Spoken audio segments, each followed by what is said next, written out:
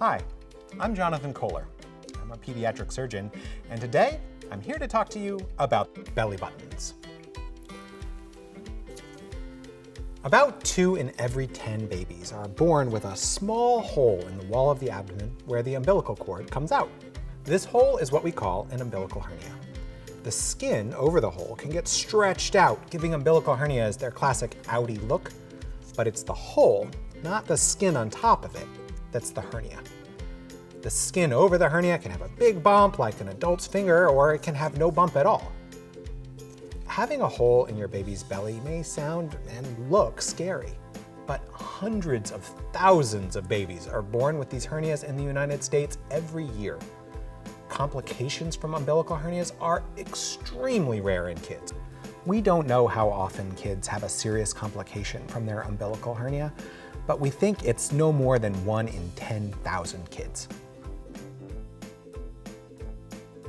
The biggest concern for kids is that the intestines, or the omentum, which is the layer of fat that lays over the intestines, can come out through the umbilical hernia hole and get stuck. This is called incarceration. But again, it almost never happens. Sometimes parents think that the hernia hurts because when a baby cries, the hernia bulges out. But in fact, it's almost always the case that the hernia is sticking out because the child is crying, not that the child is crying because the hernia is sticking out. Does that make sense? As long as the contents of the hernia can be gently pushed back in, it almost certainly isn't causing pain. In about 9 of every 10 children, the hernia closes on its own by the time a child is 4 or 5 years old. People have tried to figure out how to predict which hernias will close and which will not, and it turns out that no one's really figured that out yet. For example, just because a hernia is big at birth or has a large bump of overlying skin, that doesn't necessarily mean that the hernia won't close by itself.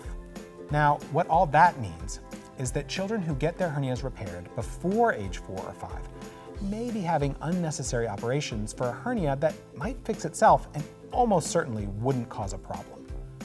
That exposes those kids to the risk of surgery, which are very, very low, but are certainly not zero. And there are other risks. For instance, about half of kids who have an umbilical hernia repair fill a prescription for opioid pain medicine after surgery, which has risks of its own. In fact, kids generally do fine with over-the-counter pain medicines like ibuprofen and acetaminophen after surgery. Even if your child's doctor gives you a prescription for opioid pain medicine, you don't need to fill it.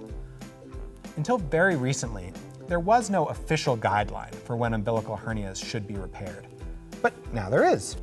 The American Academy of Pediatrics section on surgery and the Choosing Wisely campaign have issued a guideline for primary care doctors about when to send a child to a surgeon for umbilical hernia repair. Here's what it says. Avoid referring most children with umbilical hernias to a pediatric surgeon until around age 4 to 5 years. Primary care doctors, surgeons, parents, and patients. We all need to work together to make sure that kids get the care they need and don't have unnecessary operations. Thanks so much for joining me today. You can find more information in the links below. Bye.